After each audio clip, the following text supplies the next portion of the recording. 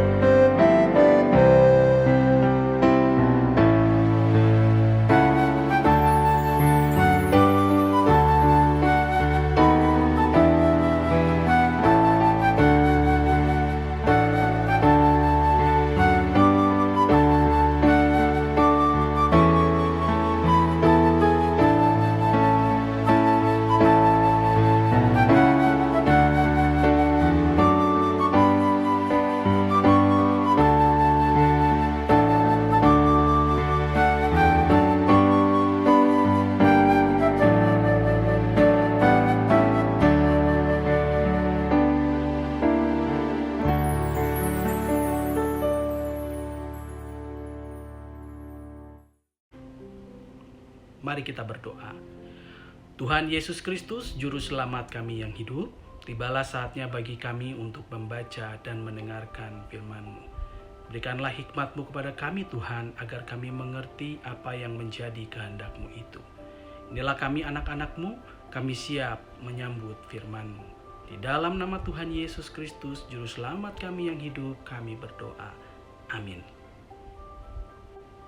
Roma 10 ayat 4 sampai 15. Begini firman Tuhan tertulis.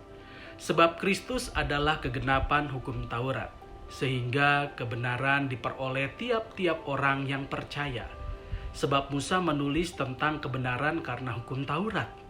Orang yang melakukannya akan hidup karenanya. Tetapi kebenaran karena iman berkata demikian.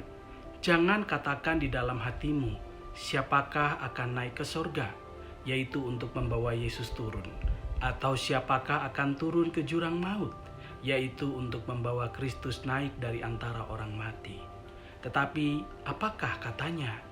Ini, firman itu dekat kepadamu, yakni di dalam mulutmu dan di dalam hatimu. Itulah firman iman yang kami beritakan. Sebab jika kamu mengaku dengan mulutmu bahwa Yesus adalah Tuhan dan percaya dalam hatimu bahwa Allah telah membangkitkan Dia dari antara orang mati, maka kamu akan diselamatkan. Karena dengan hati orang percaya dan dibenarkan, dan dengan mulut orang mengaku dan diselamatkan. Karena kitab suci berkata, barang siapa yang percaya kepada Dia tidak akan dipermalukan.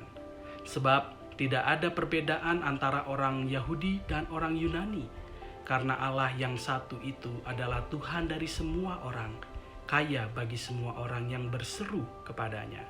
Sebab barang siapa yang berseru kepada nama Tuhan akan diselamatkan. Tetapi bagaimana mereka dapat berseru kepadanya jika mereka tidak percaya kepada Dia?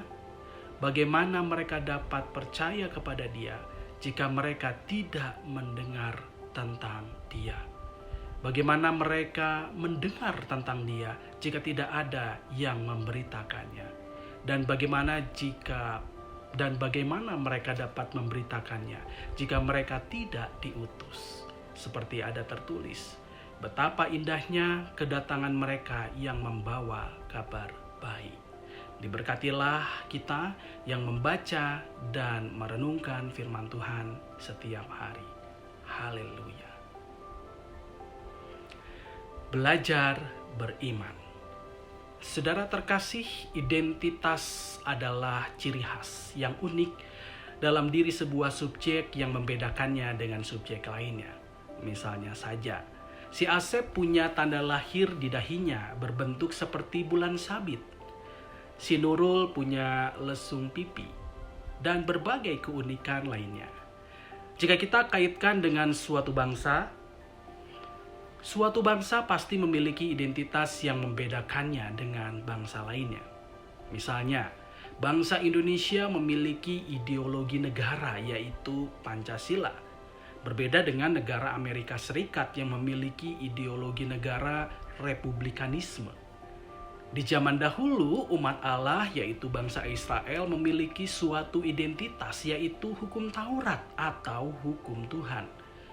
Hukum Taurat diberikan oleh Allah di Gunung Sinai kepada bangsa Israel. Hukum ini menjadi identitas baru bagi mereka setelah mereka keluar dari Mesir. Perbudakan di Mesir telah melumat habis identitas bangsa Israel sebagai umat Allah. Dengan adanya hukum Taurat, bangsa Israel telah menjadi bangsa yang unik, bangsa yang memiliki ciri khas yang membedakannya dengan bangsa-bangsa lain. Bagi bangsa Israel, hukum Taurat ini menjadi penuntun bagi mereka agar mereka dapat hidup benar sebagai umat Allah di muka bumi ini. Hukum ini menjadi koridor bagi bangsa Israel agar mereka dapat menjadi bangsa yang bermoral dan memiliki kualitas spiritual yang baik. Dengan memiliki kualitas relasi antara manusia dan kualitas relasi dengan Allah yang baik, bangsa Israel dapat menjadi bangsa teladan atau terang bagi bangsa-bangsa lainnya. Melalui bangsa Israel, bangsa-bangsa lain akan merasakan keselamatan dari Allah yang menuntun pada damai sejahtera. Jadi sederhananya, hukum Taurat sesungguhnya adalah petunjuk panduan hidup moral dan spiritual bagi bangsa Israel, agar mereka dapat menjadi bangsa percontohan bagi bangsa-bangsa lainnya. Nabi-nabi Allah selalu mengingatkan bangsa Israel agar mereka dapat mentaati hukum Taurat selama Mesias yang dijanjikan Allah itu belum tiba. Hukum Taurat ini menjadi pemandu sampai Sang Mesias datang. Seperti yang dikatakan oleh Paulus dalam Galatia 3 ayat 24-25. Jadi hukum Taurat adalah penuntun bagi kita sampai Kristus datang, supaya kita dibenarkan karena iman. Sekarang iman itu telah datang, karena itu kita tidak berada lagi di bawah pengawasan penuntun. Yesus Kristus Sang Mesias kini telah hadir. Dengan demikian, Sang Penuntun yaitu hukum Taurat telah menyelesaikan tugasnya. Kini Yesus Kristuslah yang menjadi hukum Taurat sejati. Yesus Kristus telah menggenapi hukum Taurat di dalam dirinya. Paulus di dalam Roma 10 ayat 4-15 yang menjadi bacaan kita hari ini menekankan bahwa memang benar bahwa dahulu hukum Taurat telah menuntun orang untuk hidup benar. Tetapi setelah Yesus Kristus menggenapi hukum Taurat, seseorang tidak lagi dibenarkan oleh karena perbuatannya, melainkan oleh imannya. Mengapa demikian? Karena pada dasarnya tidak ada satupun manusia di muka bumi ini yang sempurna dalam menerapkan hukum Taurat. Hanya Yesus saja yang bisa. Ia adalah manusia sekaligus Tuhan. Oleh karena itu, ketidaksempurnaan manusia untuk bisa hidup benar di hadapan Allah melalui perbuatannya, Allah akhirnya membuka jalan lain agar manusia memperoleh keselamatan. Jalan itu adalah jalan iman kepada Yesus Kristus. Melalui iman kepada Yesus Kristus, seseorang dibenarkan di hadapan Allah. Artinya kita dianggap benar oleh Allah karena kasih Allah sendiri pada kita, bukan karena Allah melihat perbuatan-perbuatan kita. Roma 10 ayat 9-10 tertulis begini, sebab jika kamu mengaku dengan mulutmu bahwa Yesus adalah Tuhan dan percaya dalam hatimu bahwa Allah telah membangkitkan Dia dari antara orang mati, maka kamu akan diselamatkan. Karena dengan hati orang percaya dan dibenarkan, dan dengan mulut orang mengaku dan diselamatkan. Tidak ada satupun perbuatan manusia yang bisa membuat manusia memperoleh keselamatan. Keselamatan semata-mata adalah pemberian Allah karena Allah melihat iman dalam diri orang percaya. Lalu apakah orang bisa berbuat sesuka hatinya jika Allah hanya melihat iman di dalam hati seseorang? Jawabannya tentu saja tidak. Mereka yang beriman kepada Yesus sebagai Tuhan dan Juru Selamat akan memperhatikan cara hidupnya. Mereka yang beriman kepada Yesus, pastilah mereka juga akan mencerminkan iman dalam perbuatan mereka. Yesus yang mereka imani itu akan mereka hidupi di setiap kata dan perbuatan mereka. Perkataan mereka akan mencerminkan perkataan Yesus. Perbuatan mereka akan mencerminkan perbuatan Yesus. Melalui perilaku hidup yang mencerminkan pribadi Yesus Kristus itu, seseorang akan menjadi garam dan terang bagi sesamanya. Jadi jika seseorang menyatakan bahwa ia beriman kepada Yesus sebagai Tuhan dan Juru Selamat, tetapi tidak tercermin dalam perilaku hidupnya, kita patut mempertanyakan keimanannya. Karena iman yang benar di hadapan Allah adalah iman yang tercermin lewat perilaku hidup sehari-hari. Perilaku hidup memang bukanlah sebuah tabungan keselamatan. Perilaku hidup yang baik adalah buah atau ungkapan dari anugerah keselamatan yang kita imani akan kita terima. Itulah mengapa dalam kehidupan iman Kristen di hadapan Allah, kita ini dibenarkan sehingga kita layak diselamatkan. Bukan dibenarkannya karena perilaku hidup yang baik. Perilaku yang baik adalah cerminan atau buah dari iman kita. Keselamatan oleh iman, bukan oleh karena perbuatan ini, membuka kesempatan bagi orang-orang non-Yahudi untuk bisa merasakan keselamatan. Mereka yang tidak memiliki hukum Taurat, baik orang Yahudi ataupun orang Yunani, kini dapat memperoleh keselamatan karena mereka beriman kepada Yesus Kristus sebagai Tuhan dan Juru Selamat. Roma 10 ayat 12. Sebab tidak ada perbedaan antara orang Yahudi dan orang Yunani, karena Allah yang satu itu adalah Tuhan dari semua orang, kaya bagi semua orang yang berseru kepadanya. Saudara terkasih, melalui pesan firman Tuhan hari ini kita diingatkan sekali lagi bahwa sesungguhnya di hadapan Allah kita ini dibenarkan karena iman kita, bukan karena perbuatan kita. Betapapun baiknya tidak dapat menyelamatkan kita. Hanya iman kepada Yesus sajalah yang menyelamatkan kita. Tetapi sekalipun perbuatan baik tidak menyelamatkan kita, perbuatan baik tetaplah harus nampak dalam kehidupan kita. Karena perbuatan baik adalah cerminan dari iman kepada Yesus Kristus. Perbuatan baik itu akan menjadi garam dan terang yang membawa orang-orang lain pada keselamatan melalui kita. Iman yang benar kepada Yesus berkorelasi dengan perbuatan yang baik dalam kehidupan sehari-hari. Pertanyaan yang untuk kita renungkan, sudahkah kita beriman dengan sungguh-sungguh kepada Yesus sebagai Tuhan dan Juru Selamat? Apakah iman kepada Yesus itu telah tercermin dalam perilaku hidup kita? Biarlah firman Tuhan pada hari ini menguatkan kita dan meneguhkan kita. Tuhan Yesus memberkati. Mari kita bersatu di dalam doa. Tuhan Yesus Kristus, Juru Selamat kami yang hidup, pada hari ini Engkau mengingatkan kami kembali agar kami dapat belajar beriman, yaitu dengan menghayati sungguh-sungguh iman percaya kami kepadamu, Yesus Kristus sebagai Tuhan dan Juru Selamat, dan tercermin melalui perkataan dan perbuatan kami. Perkataan dan perbuatan yang mencerminkan iman kami itu sesungguhnya akan menjadi suatu bentuk penginjilan bagi sesama kami. Kami akan menjadi garam dan terang sehingga orang-orang lain dapat melihat Kristus melalui kehidupan kami. Tuntunlah kami Tuhan, agar di tengah segala keterbatasan kami ini, kami tetap dapat mencerminkan pribadi Kristus.